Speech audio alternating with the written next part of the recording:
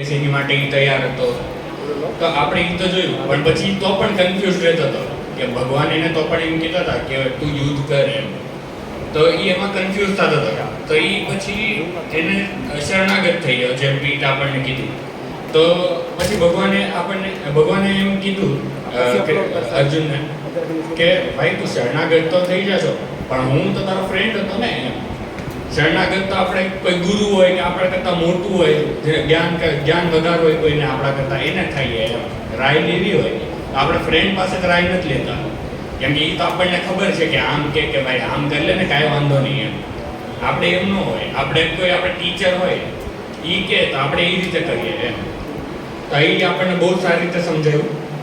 Next આપણે દર્શિત, એ આપણને કહેશે કે વિદ્વાન જે અકોર્ડિંગ ટુ કૃષ્ણ ભગવાન કોણ છે એમ.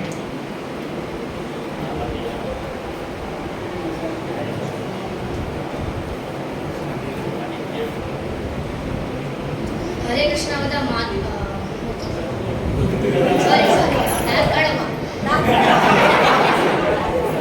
હરે કૃષ્ણ બધા પ્રભુજીઓ તથા માતાજીઓને.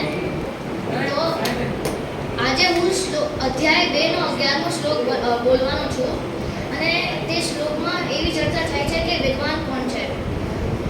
હવે પહેલા શ્લોકનો મતલબ સમજાય દઉં કે આ શ્લોકમાં શું વાત થાય છે. પૂર્ણ પુરુષોત્તમ પરમેશ્વર બોલ્યા, તું વિદ્વતા ભરી વાતો કરે છે, પરંતુ જેનો શોક કરવા જેવો નથી તેના માટે તું શોક કરી રહ્યો છે.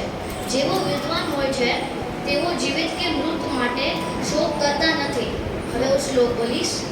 શ્રી ભગવાન વાચ અશોચ્યાનન્મ શોચસ્વમ પ્રજ્ઞાવાદાંશ્ચ ભાષસે ગતાસુનાગતાસંશ્ચ નાનુશોચન્તિ પંડિતા. આ શ્લોકનો ભાવાર્થ છે કે ભગવાને તત્કાલ ગુરુપાદ ગ્રહણ કર્યું અને શિષ્યને પરોક્ષ રૂપે મૂર્ખ કહી ઠપકો આપ્યો. ભગવાનને કહ્યું, તું વિદ્વાન માણસની જેમ વાતો કરે છે, પરંતુ તું જાણતો નથી કે જે વિદ્વાન હોય છે, અર્થાત જે શરીર તથા આ આત્મા વિશે જાણે છે, તે શરીરની કોઈ પણ અવસ્થા માટે ભલે તે જીવિત હોય કે મૃત હોય શોક કરતો નથી. હવે પછીના અધ્યાયોમાં સ્પષ્ટતા કરવામાં આવશે તેમ જ્ઞાન એટલે જડ તથા ચેતન અને તે બંનેના નિયંતાને જાણવા તે. અર્જુને દલીલ કરી હતી કે રાજનીતિ અથવા સમાજનીતિ કરતાં ધર્મને વધારે મહત્વ આપવું જોઈએ, પરંતુ તે જાણતો ન હતો કે જડ પદાર્થ, ચેતન આત્મા તથા પરમેશ્વર વિશેનું જ્ઞાન ધાર્મિક સૂત્રો કરતાં પણ વધારે મહત્વપૂર્ણ છે અને તેનામાં આ જ્ઞાનનો અભાવ હતો. તેથી પોતે બહુ વિદ્વાન છે એવો ડોળ તેને કરવો જોઈતો ન હતો અને પોતે બહુ વિદ્વાન ન હતો, તેથી તે શોક કરવા માટે સર્વથા અયોગ્ય વસ્તુ માટે શોક કરી રહ્યો હતો. આ શરીર જન્મે છે અને આજે કે આવતીકાલે તેનો વિનાશ ચોક્કસ થવાનો છે. તેથી આત્મા જેટલો મહત્વપૂર્ણ છે તેટલો શરીર વિદ્વાન છે અને તેના માટે ભૌતિક શરીરની અવસ્થા ભલે ગમે તે હોય તો પણ શોક કરવાનું કોઈ કારણ હોઈ શકે. હરે કૃષ્ણ. વિદ્વાન માણસ કોણ છે જે કોઈ પણ રીતે શોક કરે નહીં, ત્યાં ગભરાઈ જાય નહીં, હિપટાઈ જાય નહીં, ત્યાં ઊભો ચોંટી જાય નહીં, એ ભગવાનને ધ્યાનમાં રાખીને ધીમે ધીમે આગળ વધતો જાય. તો હવે આગળ નેક્સ્ટ આવશે વત્સલ, જે આપણને એમ કહેશે કે રિઝોલ્યુટ કે ધીર કોણ છે.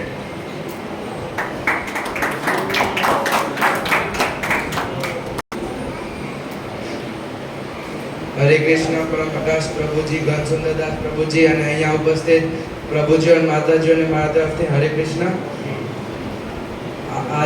આજનો મારો શ્લોક છે અધ્યાય 2 વર્ષ 13. દેહિનોસ્મિન યથા દેહે કૌરમમ યવનમ જરા તથા દેહાંતરા પ્રાપ્તે ધીરા તત્ર ન મુખ્યતે. આ શ્લોકમાં દેહાનો મતલબ છે શરીર અને દેહીનો મતલબ છે આત્મા. શ્રી કૃષ્ણ અર્જુનનું ધ્યાન દોરે છે અને કહે છે કે હકીકત એ છે કે શરીર કાળમાં સદા બદલતું રહે છે પોતે, પણ આત્મા ઘણા શરીરમાંથી પસાર થાય છે. તે આપણને સમજાવે છે કે એક જીવનકાળમાં આપણે બાળપણથી જે શરીર બદલીએ છીએ તે યુવાનીથી પરિપક્વતા સુધી અને પછી વૃદ્ધિદાવસ્થા સુધી. શ્રી કૃષ્ણ ભગવાન કહે છે કે જ્યારે આત્મા શરીરને છોડીને જાય છે એને મૃત્યુ તરીકે ઓળખાય છે, અને જ્યારે બીજા શરીરમાં ધારણ કરે છે એને જન્મ તરીકે ઓળખાય છે. આ પુનર્જન્મ સિદ્ધાંત પણ કહેવાય છે. શ્રી કૃષ્ણએ કહેલું છે કે સમજદાર વિલંબ કરશો નહીં, પરંતુ હકીકત રહે છે કે આપણે સુખ અને દુઃખનો અનુભવ કરીએ છીએ, પણ ધીર આનાથી ડરતો નથી અને આપણે પણ ન ડરવું જોઈએ. હરે કૃષ્ણ. તો વત્સલે આપણને સમજાવ્યું કે ધીર માણસ કોણ છે. જન્મ અને મૃત્યુ એ તો આવ્યા કરે, પણ આપણી આત્મા જે છે તે અમર રહે છે. હવે આપણે આગળ કન્ટિન્યુ કરશું તો આપણને ખ્યાલ આવશે અને એ કહેશે કે કઈ કઈ વસ્તુ આપણે સહન કરવી જોઈએ આપણા જીવનમાં અને કઈ કઈ વસ્તુ આપણે સહન ન કરવી જોઈએ આપણા જીવનમાં.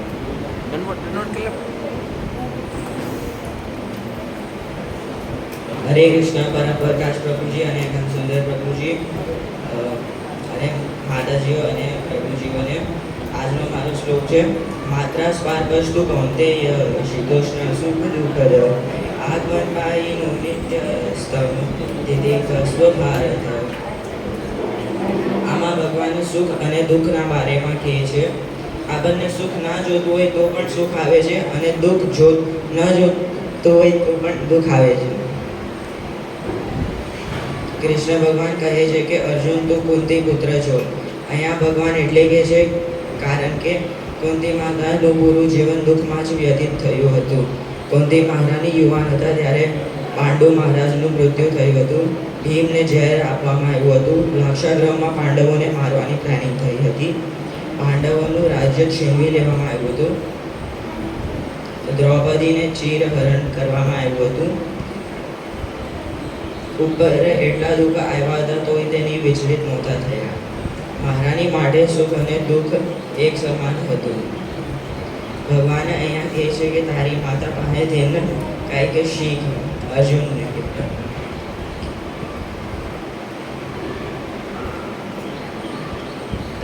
અર્જુન ઉપર થોડુંક દુઃખ આવી ગયું હતું કે એને એના પરિવારવાળાઓ સાથે યુદ્ધ કરવાનું હતું, તો પણ એ દુઃખના કારણે એને હથિયાર એના મૂકી દીધા હતા હેઠે.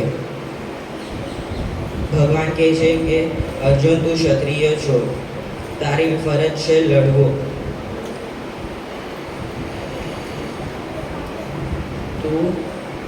સો એઝ એન એક્ઝામ્પલ પ્રભુ મહારાજ કહે છે કે જ્યારે સમરમાં મમ્મીઓ માટે ખાવાનું બનાવવાનું હોય, ખાવાનું નથી એને બનાવવાનું હોય તો એને નથી ગમતું, પણ એ એની ડ્યુટી નિભાવીને એ ખાવાનું બનાવે છે. એમ જ કૃષ્ણ ભગવાન કહે છે કે અર્જુન કે તારી પરિવારવાળાઓ સામે યુદ્ધ કર, તારી ડ્યુટી નિભાવવી પડશે. આપણા માટે લેસન એ છે કે સુખમાં બહુ હાઈપ નહીં થઈ જવું અને દુઃખમાં બહુ લો નહીં થઈ જવું. હરે કૃષ્ણ. આપણને બહુ સારી રીતે જળ સમજાવ્યું. તો હવે નેક્સ્ટ છે કે આપણે જેમ વાત કરી કે ઇન્દ્રિયો ઉપર કંટ્રોલ હતો અર્જુનને, તો આપણે એક્ઝામ્પલમાં ઘણા ઇન્દ્રિયો હોય છે, આપણે 5 ઇન્દ્રિયો હોય છે, તો ઘણા જીવાત હોય છે કે એની મોત પણ થાય છે એના લીધે. તો એ હવે આપણને એક્સપ્લેન કરવા આવશે દર્શ. હરે કૃષ્ણ. ફરી વાર તમારા બધા સામે આવ્યો છું બોલવા. તો સર્વપ્રથમ તો ઘનસુંદર પ્રભુજી અને પ્રકાશ પ્રભુજી મારા ધન્યવાદ હરે કૃષ્ણ. કેમ કે દેવની વગર આ પોસિબલ નહોતો. હું જે બોલવાનો છું એ દેવે જે અમને સમજાવ્યું છે એ એવી જ બોલવાનો છું, પણ મારા ભાષામાં બોલીશ. અને બાકી જે બધા અહીંયા ઉપસ્થિત પ્રભુજીઓ, માતાજીઓ, વડીલો અને મારા બધા જે ફ્રેન્ડ્સ છે, ભાઈબંધ છે, તો એ બધાને બી મારા ધન્યવાદ નામને હરે કૃષ્ણ. ગુરમ માતં પતં ભૃંગ મીનાતા પંચબિરેવ પંચ નરઃ પ્રમાદિષુ કંતન ન હન્યતે યે સેવતે પંચબિરેવ પંચ. તો આ શ્લોકમાં એમ કહેવા આવે છે કે ભગવાન જે છે એ આપણે બધાને 5 ઇન્દ્રિયો આપી છે, માને તમને બધાને, જે છે આપણો નાક, કાન, આંખ, જીભ અને જે આપણે સ્કિન હોય જે ફીલ કરી શકતા હોય એ જ તે. તો મેં તમને લાસ્ટ ટાઈમ ખબર હોય મેં તમને કીધું હતું કે કેવી રીતના એ બધું આપણા કંટ્રોલમાં નથી 5 ઇન્દ્રિયો. તો આ શ્લોકમાં એ બહુ ખૂબસૂરતીથી કહેવામાં આવે છે કે આ પાંચ જે પ્રાણીઓ છે એનું મરણ કેવી રીતના થાય છે આ 5 ઇન્દ્રિયોની વજહથી. તો પહેલું છે કુરંગ. કુરંગ એટલે આપણે ઇંગ્લિશમાં એને છે ને ડિયર કહીએ અને આપણે હિરણ જે હોય એ. તો ડિયરનું શું હોય કે જે હન્ટર હોય ને શિકારી તો એ શું કરે કે વીણા હોય ને વીણા તો એનાથી એક ધૂન પ્રોડ્યુસ કરે મતલબ બનાવે. તો ડિયર છે ને એની તરફ એટલો આકર્ષિત થઈ જાય ને એને મસ્તી સાંભળવાનું જ મન થાય. તો એની વજહથી છે ને એ શિકારીની બહુ નજદીક વહી જાય. તો પછી શું થાય કે શિકારી જેમ જ બહુ નજદીક આવે ને એને ઓલું કેપ્ચર કરી લે એટલે એને પકડી લે. તો પછી એને છે ને એને પછી મારીને એને પછી લેધર ને એ બધું વેચે આપણને બધાને ખબર જ છે. તો પછી એમ આમ કહેવામાં આવે છે કે એનું જે ડિયર છે એ શબ્દની વજહથી એટલે સાંભળવાની વજહથી છે ને એનું મરણ થાય છે. પછી છે કુરંગ માતંગ. માતંગ એટલે આવે છે કે એલિફન્ટ એટલે હાથી હોય ને. તો હાથીનું શું હોય કે હાથીને છે ને એની જે અહીંયા ફિલિંગની જે ઓલી હોય ને સેન્સેશન એને બહુ વધારે હોય. તો પછી છે ને આ બધા હન્ટર લોકો શું કરે હાથણી હોય ને એની હાટું તો હાથણીને ટ્રેન કરીને રાખે કે એને છે ને આપણે એક ગ્રુપમાં મોકલી દે હાથીઓના. તો પછી હાથીઓ બધા છે ને એ હાથણીની પાછળ આવાવ કરે અને પછી શું હોય કે ત્યાં બહુ મોટો છે ને એ લોકોએ ગड्ढો બનાવી રાખ્યો હોય. તો પછી એમાં શું કરે હાથણીને ટ્રેન કર્યો કે એ ગड्ढામાં જ ન જવાનું તારે એની સાઈડથી જવાનું અને બધા હાથી એને પાછળ એના કેમ કે એટલા હાથણીને જોઈને એટલા એના ઓલામાં હોય ને એના રસમાં કે પછી એમાં એને જોવા એને ખબર ન રહે કે હાથની અહીંયાથી જાય ને હું કેમ સીધો જાઉં ને તરત એ જેમ એમ પાછળ જા કરે ને તો પછી ઓલામાં પડી જાય અને પછી એને જે શિકારી હોય એ બધા એનું મૃત્યુ કરી નાખે. તો અહીંથી આપણને એમ ખબર પડે કે સ્પર્શ જે હોય એ બી મૃત્યુનું કારણ બની શકે એમ. પછી છે પતંગ. પતંગ એટલે આપણે પતંગિયું હોય ને જે ઓલું જે ફ્લાય હોય બધા કે આપણે લાઇટની સામે બધા રાતના હોય તો લાઇટની સામે બધા આમ ફરતા રહેતો હોય. તો એનું શું હોય કે પતંગ જે હોય ને એ રૂપથી બહુ આકર્ષિત હોય. એટલે પહેલાના અત્યારે તો હવે આપણે લાઇટ વાપરવી છીએ પણ પહેલાના જમાનામાં જ્યારે દિયા વાપરતા ને તો પતંગિયું શું કરતું પતંગ એના રૂપને જોઈને એટલું એનું આકર્ષણ થાય એટલું એને આંખમાં બહુ મજા આવતી ને કે એની અંદર જઈને એ ઊભો રહી જાય. તો એને એમ થાય એની રૂપથી એટલું આકર્ષિત થાય ને ખબર ન પડે કે આ મારું મરવાનું કારણ છે ને આનાથી મરું છું અને એ જેમ જ તે અંદર જાય એથી મરી જાય. તો આનાથી આપણને ખબર પડે કે આપણું કે આપણે રૂપથી બી આપણું મરણ થાય કે આપણા જે આંખ છે એનાથી બી આપણે મરી શકીએ. પછી છે ગંધ. પછી નાક. તો એમાં આવે છે કે ભૃંગ. ભૃંગ શું હોય જે હની બી હોય ને તો સાદા બી જે બીજ હોય ને તો એ શું કરે કે સ્મેલ એના જે સ્મેલની વજહથી છે ને એના નાકની વજહથી એ ફ્લાવર્સ પર જઈને એની પર બેસી જાય અને પછી એમાંથી નેક્ટર લે અને સ્મેલ લે કરે. તો પછી શું થાય કે હવે સવાર હોય એટલે ત્યાં સુધી ઠીક પછી જેમ જ તે સાંજ થાય ને એમની ફ્લાવરની જે પંખડીઓ હોય ને એ બંધ થવાની ચાલુ થાય. તો બંધ થવાની ચાલુ થાય ને તો ઓલાને તો એમ જ હોય કે મને મસ્ત સ્મેલ આવે ને એમાં બહુ અંદર વયો ગયો એની સ્મેલમાં અને નેક્ટર ચૂસવામાં. તો પણ એને ખબર ન રહે કે હવે આ પંખડીયું બંધ થાય તો મારે ઉડી જવાય. તો એમ જ તે છે ને એમાં જ રહી જાય અને સાંજ સુધી અને એમાં જ તે પંખડીયું બંધ થઈ જાય ને એ પછી સવાર સુધી મરી ગયું હોય. તો એનાથી ખબર પડે કે જે સૂંઘ છે જે ગંધ છે એનાથી બી આપણું મરણ પોસિબલ છે. પછી છે મીના. મીના એટલે આપણે માછલીને તો ફિશ આપણે ઇંગ્લિશમાં. તો માછલીને શું હોય આપણે બધાને એટલે મછવારો હોય આપણે અહીંયા મુંબઈમાં રહીએ તો આપણને ખબર જ હોય આપણે મછવારા ઘણા જોયા હોય. તો એટલે એ લોકો શું કરે કે જે નાની અમસ્તી મછલી હોય એને ઓલા હુક પર બાંધે અને સીધું પાણીમાં નાખે પછી માછલીને એમ ન ખબર હોય કે આ હુક છે કે શું છે પણ એને મછલી દેખાય અને મછલી બહુ થોડુંક આમ હલાવે તાકી ખબર પડે કે એને માછલીને એમ લાગે કે હા સાચી જ ફિશ છે. તો જેમ જ એ ખાવા જાય ને તો એની હુકમાં અટકાઈ જાય ને મછવારો જો એ તરત જ એને ઉપાડી લે. તો એનાથી છે ને આપણને એમ ખબર પડે કે જે ટેસ્ટ છે આપણો જે રસ છે એનાથી બી આપણું મરણ પોસિબલ છે. તો હવે તમે એમ કહેશો તો પછી આ શ્લોકમાં છે ને એમ કહેવા આવે છે કે આ પાંચેયને એક ઇન્દ્રિયો બહુ સ્ટ્રોંગ હતી ને કે ડિયરને જેમ કે એની કાનની વજહથી હાથીને એના સ્પર્શની વજહથી એક ઇન્દ્રિયો એટલી સ્ટ્રોંગ હતી ને એનાથી એ લોકોનું ડાયરેક્ટ મરણ જ થાય છે. તો સોચો આપણે બધા તો પાંચ ઇન્દ્રિયોને સેટિસ્ફાય કરવામાં તો આપણું શું થશે ખાલી એ આપણે સોચવાનું છે. તો હવે આ તમને એમ થશે કે હવે આ પાંચેય છે તો હવે જો આપણને ભગવાને સૌથી એક મોટી વસ્તુ આપી છે જે કોઈને નથી આપી પાંચેય પ્રાણીઓમાં એ છે આપણું મગજ. મગજ એ બધાને આપ્યું છે પણ આપણે વાપરી કોઈ ને એવું એ લોકોને નથી આપ્યું. તો ભગવાને બહુ સારી રીતે કીધું છે કે તમને જો પાંચેય ઇન્દ્રિયોને કંટ્રોલમાં રાખવી હોય તો તમારા મગજનો બહુ ઉપયોગ કરવાનો. તો હવે તમને એક્ઝામ્પલ મેં લાસ્ટ ટાઈમ આપ્યું હતું કે અમરીશ મહારાજે એના પાંચેય ઇન્દ્રિયોને કંટ્રોલમાં કર્યું. તો કેવી રીતના એમને પહેલા તો કે એમની જે આંખો હતી ને એની આંખ ખાલી ભગવાનના જે મૂર્તિ હોય, જે ભગવાનના ઓલી હોય એની હાટું જ યુઝ કરતા, જે ભગવાનના સ્ક્રિપ્ચર્સ હોય એ વાંચવા જ યુઝ કરતા, બાકી એનું કાંઈ બહુ કામ નહોતું. અને પછી જે એમનું જે ઓલું હોય જીભ હોય, જીભ ભગવાનના પ્રસાદ હાટું જ યુઝ કરતા, કાંઈ વધારાનું નહીં, કાંઈ નહીં. બધા એ તો રાજા અમરીશ તો બહુ મોટા હતા, એ મતલબ જે ખરીદવું અત્યારના સમયમાં એને જેટલી રોલ્સ રોયસ ને બધું જોતું બધું ઊભું હતું એની હાટું, પણ તોય એમને એની પાંચેય ઇન્દ્રિયો બધા કંટ્રોલમાં રાખી છે. પછી એમને છે ને કાની ખાલી ત્યારે જ વાપરતા કે જ્યારે એમને ભગવાનનું ભજન કીર્તન થતું હોય ને એ બસ એ જ સાંભળતા એમના કાનથી, એટલે એ બી એને ફૂલ કંટ્રોલમાં જ હતું. પછી સ્પર્શ એ છે ને ભગવાનની મૂર્તિને, ભગવાનનું શૃંગાર, ભગવાનને નવડાવવું, બસ એમાં જ કામ કરતા. એટલે ભગવાનને જ તે એમના જે હાથ હોય ભગવાનને જ તે બસ એને ટચ કરવામાં જ રહેતા, એટલે એ બી એમનું કંટ્રોલમાં જ હતું.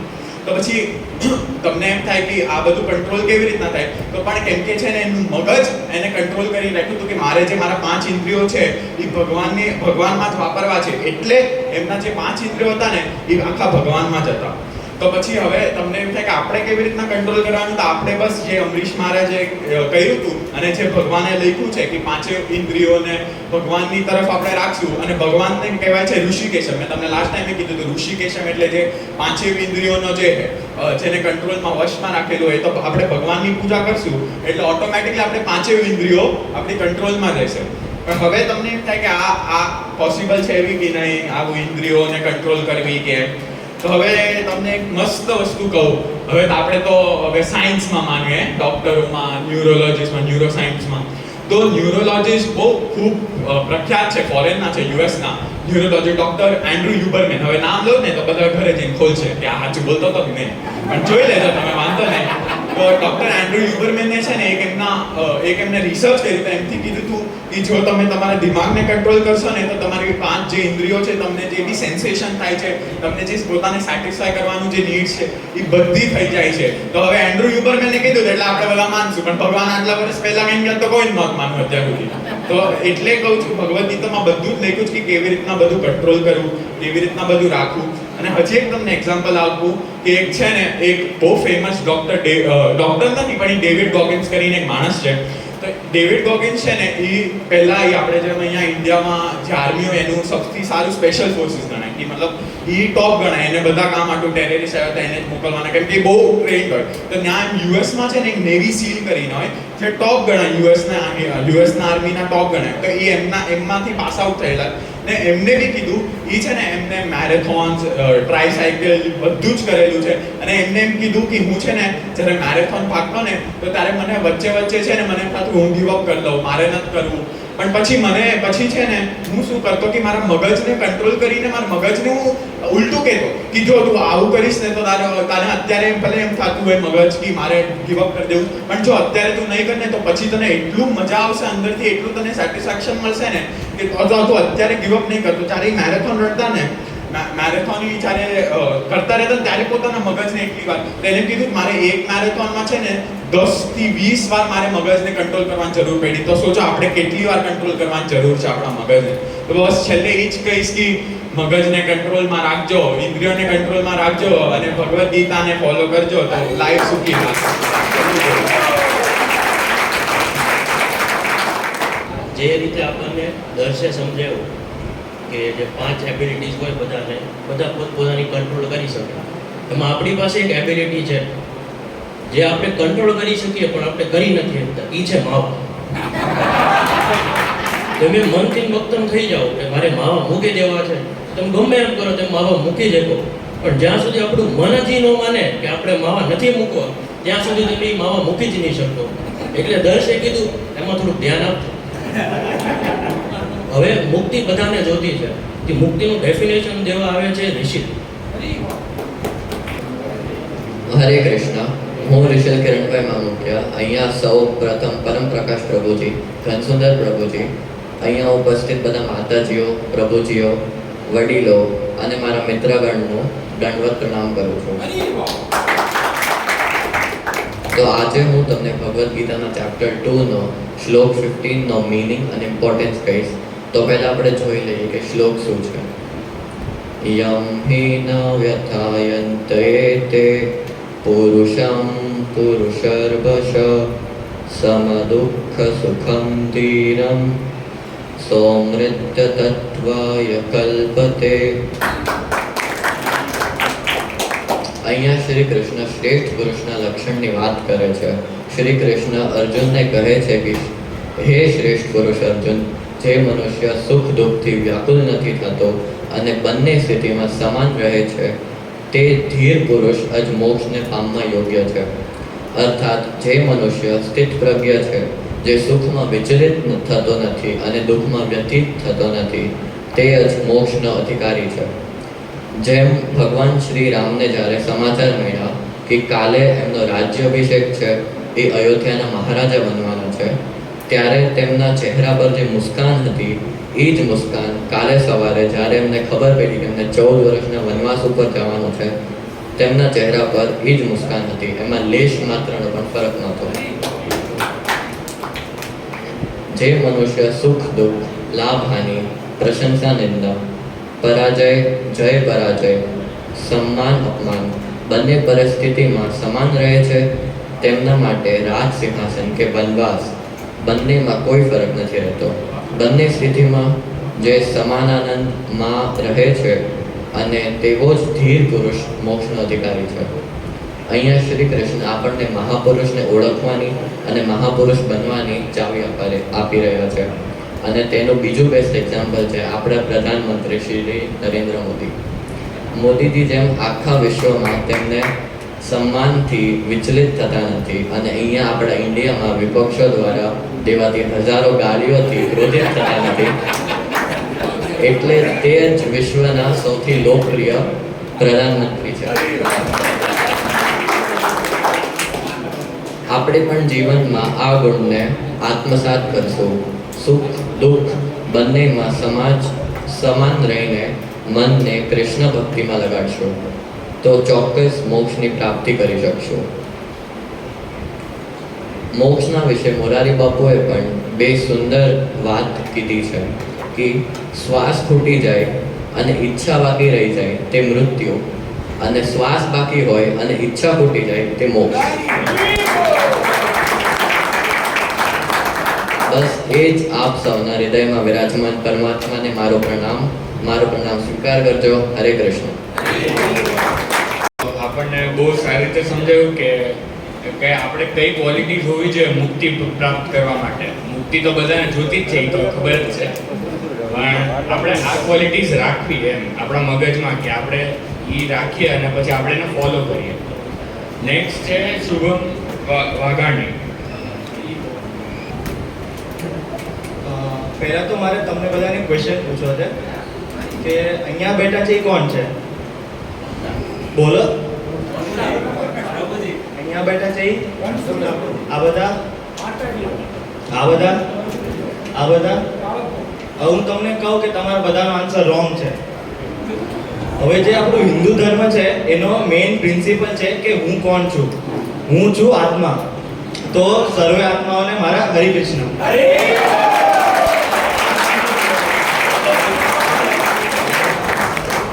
હવે કૃષ્ણ ભગવાન ભગવદ્ ગીતામાં બધાને મતલબ વારે વારે કહે છે કે આત્મા શું છે અને આત્માના નેચર શું છે, પણ ચેપ્ટર 2:17 વર્ષમાં એમ કહે છે કે બાલાગ્ર સતભાગસ્ય સતધા કલ્પિતસ્ય ચ ભાગો જીવાસ વિજ્ઞેય સાચાંત્યાય કલ્પતે.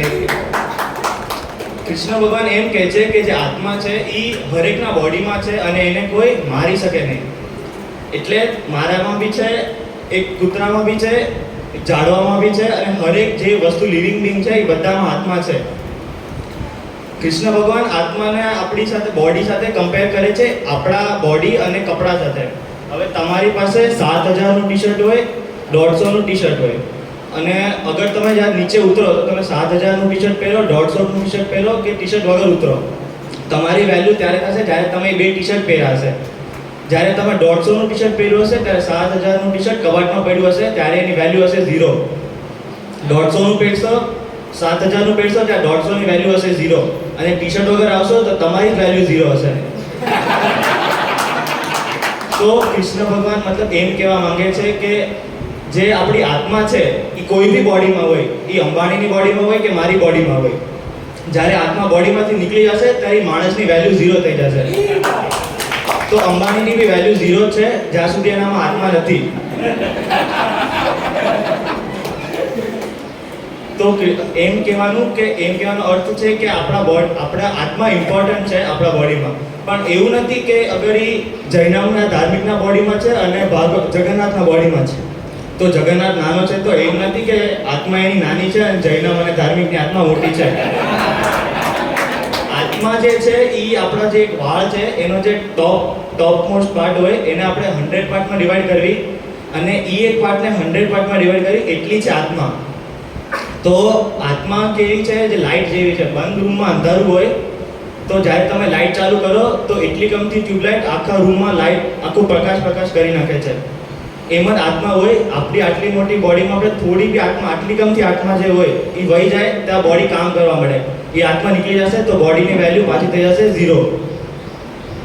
તો જે આત્મા જે છે એનો મતલબ એ આપણે કહેવા માંગે છે કૃષ્ણ ભગવાન કે જે આત્મા છે એ બોડીની અંદર રાખશો તો તમારે એનું કૃષ્ણ ભગવાનનું ભજન કરવું પડશે તો એ આત્મા રહેશે. આત્માનો સોલ રીઝન છે જ્યાં સુધી બોડીમાં જશે તો જ એની ભક્તિ કરી શકશે.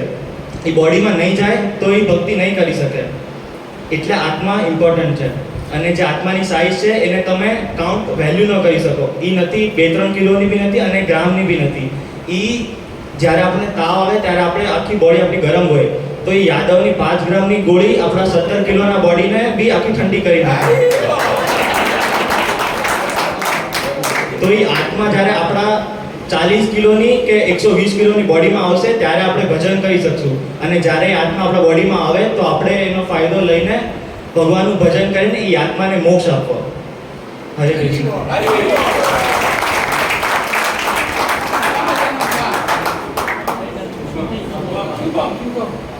તો ખૂબ સુંદર રીતે આપણને શુભમે કીધું કે આપણા બધાના શરીરમાં આત્મા છે અને એનું આત્માની તુલના કેવી રીતે થાય, આત્માની સાઇઝ શું છે. તો જેમ આપણે આપણા બોડીને એનર્જી માટે આપણે સારું ખાવી, આપણને જે ભાવતું હોય એ ખાવાનું આપણે ખાવી, એમ આત્મા માટે આપણે ભગવાનની ભક્તિ કરવી પડે, ભગવાનના કીર્તન ગાવા પડે, ભગવાનનું નામ લેવું પડે. તો હવે આપણે જાણ્યું કે આત્મા આપણામાં છે, આપણે એસ્ટાબ્લિશ કર્યું કે આપણા બધાની અંદર આત્મા તો છે. હવે આત્માના ફીચર્સ હોય કે આત્મા શું છે, આત્માના કેમ એને આત્મા કહેવાય, તો એ પાઠ હવે કહેવા માટે આવશે રુદ્ર. કૃષ્ણ બધા માતાજીઓને પ્રભુજીઓને હું આજે શ્લોક 2.20 બોલીશ. ન જાયતે મ્રિયતે વા કદાચિન નાયં ભૂત્વા ભવિતા વા ન ભૂયં અજો નિત્યં શાશ્વતોયં પુરાણો ન હન્યતે હન્યમાને શરીરે. નો મતલબ એમ છે કે આત્મા શરીર રીતે ચેન્જ થતી નથી. ઘણી વખત આત્મા સ્થિર અથવા કુતસ્થા કહેવામાં આવે છે. બોડીના 6 રૂપ હોય છે. માતાના પેટમાંથી જન્મ થાય છે, પછી બીજો થોડા ટાઈમ માટે વેઇટ કરે છે, ત્રીજું વૃદ્ધિ પામે છે, ચોથું કેટલીક અસરો ઉત્પન્ન કરે છે અને પાંચમું ધીરે ધીરે ક્ષીણ થઈ જાય છે અને લાસ્ટમાં વિસ્મૃતિમાં અદ્રશ્ય થઈ જાય છે, મતલબ કે એનું મરણ થઈ જાય છે. પણ આત્માનું આ પરિવર્તનો થતા નથી કેમ કે એ અજન્મ છે. અજન્મ છે પણ તે ભૌતિક શરીર ધારણ કરતો હોવાથી શરીરનો જન્મ થાય છે. આત્માનો જન્મ ન હોવાથી તેને ભૂત, વર્તમાન, ભવિષ્ય નથી. શરીરનો એજ વધે છે પણ આત્માની નથી વધતી. હવે શરીરની એજ વધે પણ પછી જે ઉંમરવાળા માણસો હોય બધાને અંદર અનુભવ થાય કે એનો બાલ અવસ્થા હજી છે કેમ કે એને બહાર ખાવાનું મન થાય ને બહાર ફરવા જવાનું મન થાય, એટલે એના આત્મા જે છે હજી પણ બાલ અવસ્થામાં જ છે. એન્ડ પછી એનું આત્માનું કોઈ બાય પ્રોડક્ટ હોતું નથી પણ શરીરનું બાય પ્રોડક્ટ હોય છે એનું સંતાન. હવે સંતાન તો છે જ આત્મા જ તે પણ એના બાલ અવસ્થાની ભાવના અનુભવ થાય છે. મનુષ્યના રૂપમાં હોય છે તો એના કારણે તે મનુષ્યના સંતાન માનવામાં આવે છે. આત્માના પ્રેઝન્સના લીધે મનુષ્યનો વિકાસ થાય છે. આત્મા ન હોય તો એનો વિકાસ થતો નથી, પણ આત્માનું પરિવર્તન હોતું નથી. તેથી આત્મા શરીરના 6 પ્રકારના પરિવર્તનોથી મુક્ત હોય છે. એટલે આપણે આત્મા જેવું કામ કરવું જોઈએ, આપણે માણસ જેવું કામ ન કરવું પડે, કેમ કે આપણે તો છીએ આત્મા જ તે, પણ આપણે ધારણ કરવું છે શરીર, માણસનું શરીર. હરે કૃષ્ણ.